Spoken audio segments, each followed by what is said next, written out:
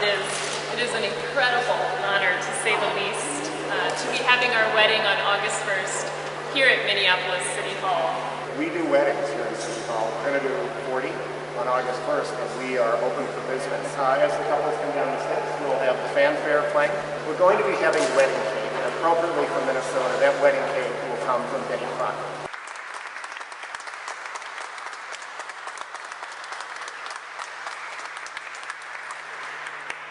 It is hard to express what it feels like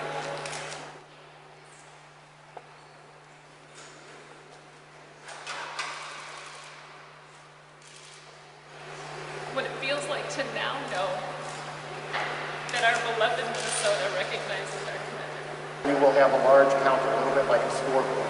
We'll tally up how long people have had to wait for this moment. Years and years.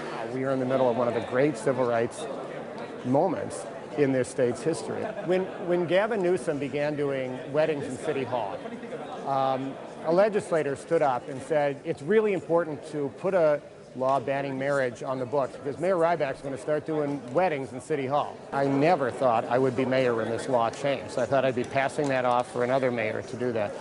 I cannot believe that that this has happened in this amount of time.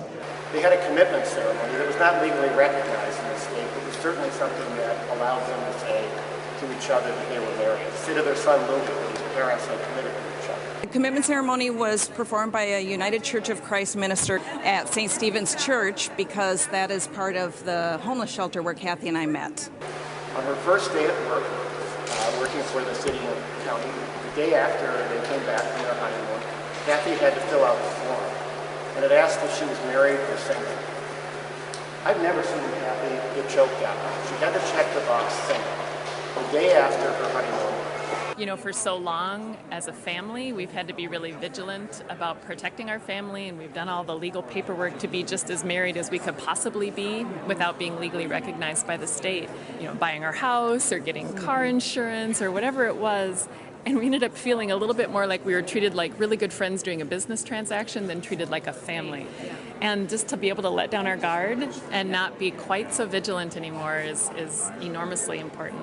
Having been 16 in my bedroom, growing up in St. Paul, in anguish and despair, anxiety, and not having any idea what the future held.